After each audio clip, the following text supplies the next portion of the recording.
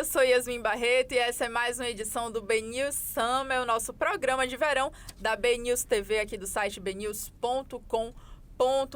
E hoje nós vamos conversar sobre um assunto que envolve saúde, cuidados e, é claro, o verão, que são as arboviroses, aquelas doenças causadas por um arbovírus, que é o mosquito do Aedes aegypti, como a dengue, a chikungunya, a febre amarela.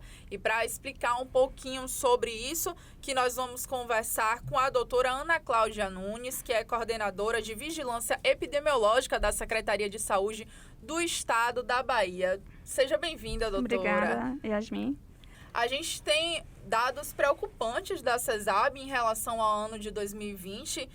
Segundo a pasta, no período entre 29 de dezembro de 2019 a 14 de novembro de 2020, teve um aumento de cerca de 25% de casos de dengue. E ainda de acordo com o levantamento, a Secretaria registrou mais de 82 mil casos prováveis e 8 mortes ocasionadas pela doença.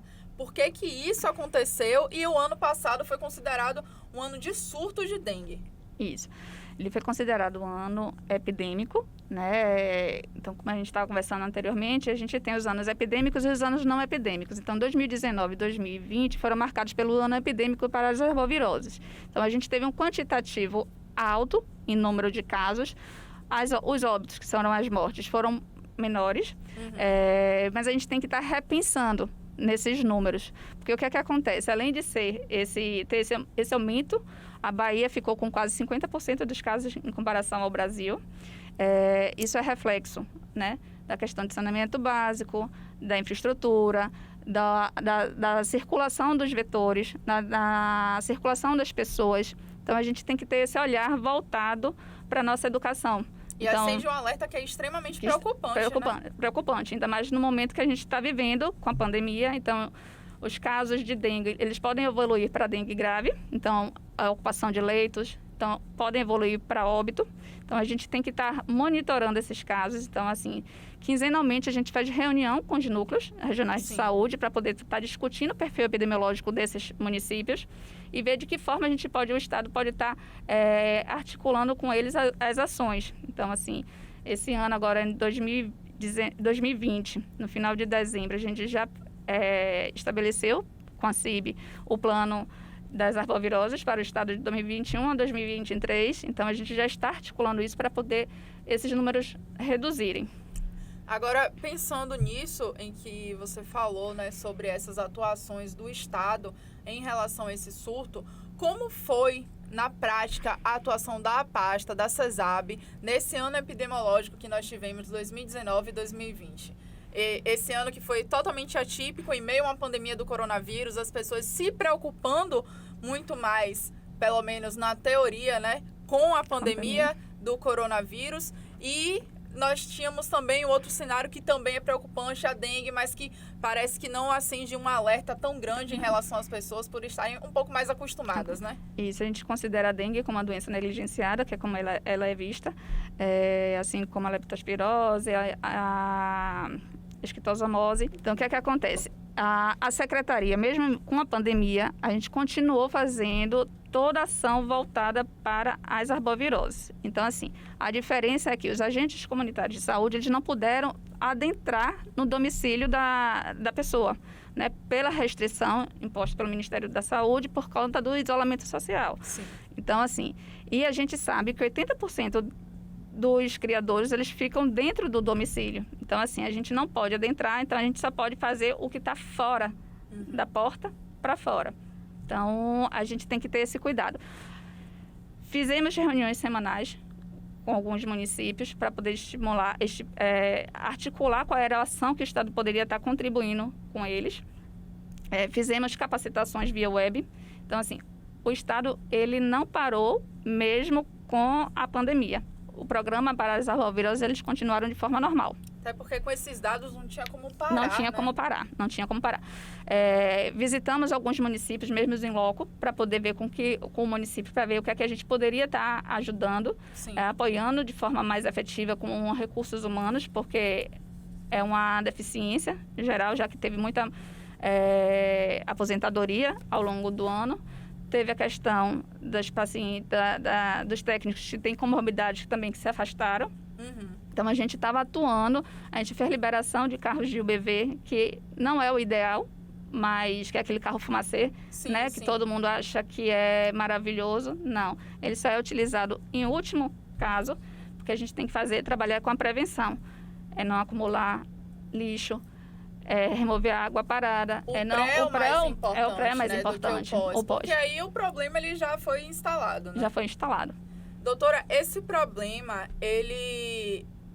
a dengue, né, as arboviroses, elas estão muito relacionadas não só ao período, mas também é um problema social, né? Isso. A senhora estava falando antes que ela acontece muito mais nas comunidades, nas pessoas, nos locais que as pessoas não têm acesso a, por exemplo, saneamento básico. Isso. Então, o que é que acontece? As arboviroses, ela é definida, né? Ela é um problema de saúde pública.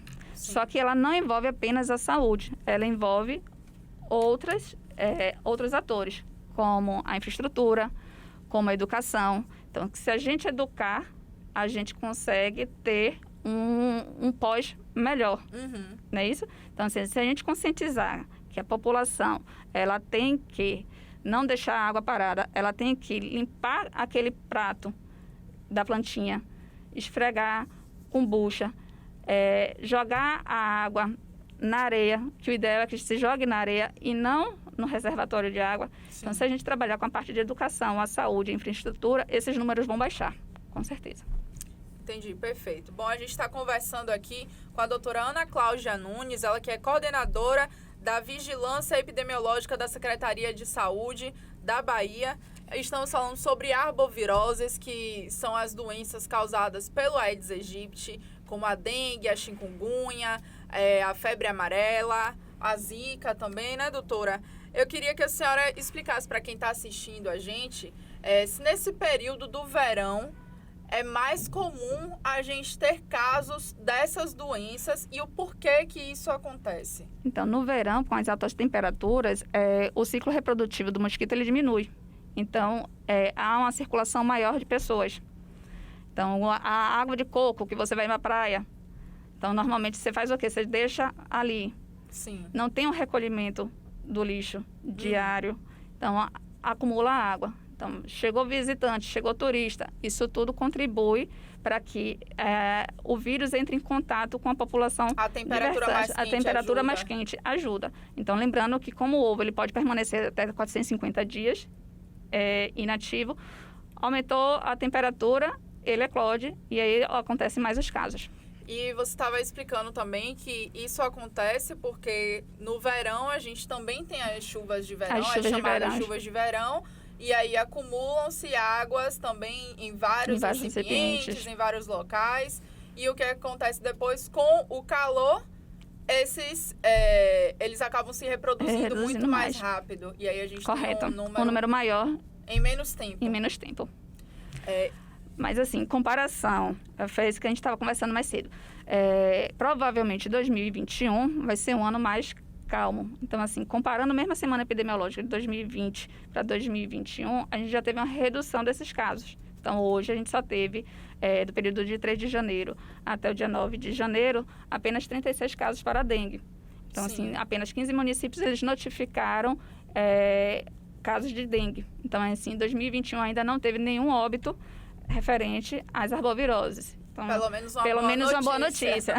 Em meio a tantos dados, né, que nos entristecem, tantos dados negativos em relação à nossa saúde pública, não só em relação às arboviroses, mas também à pandemia do coronavírus, que ainda está acontecendo. Nós ainda estamos em um cenário pandêmico.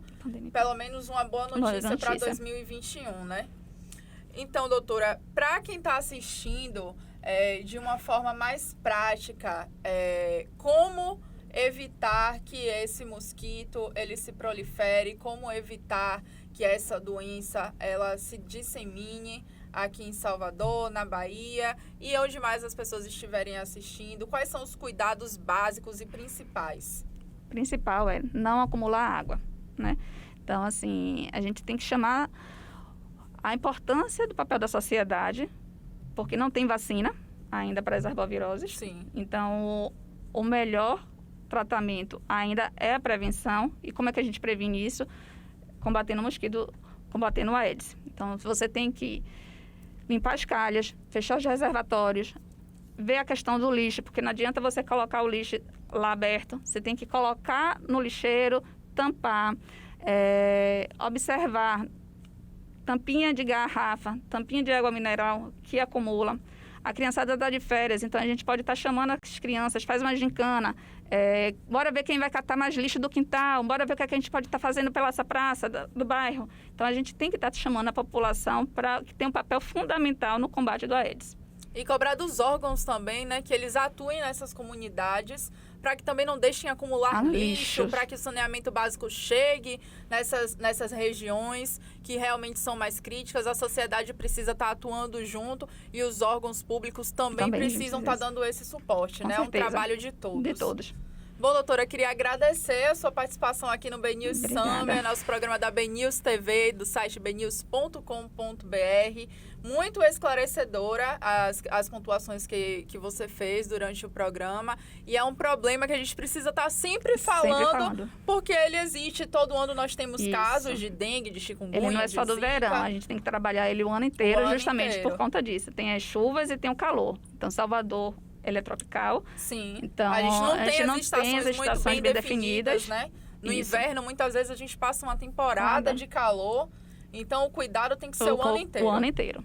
É isso aí. Obrigada. Quero agradecer você também que está aqui acompanhando o nosso programa, dando a nossa audiência. E a gente se encontra numa próxima vez. Tchau, tchau. Tchau, tchau.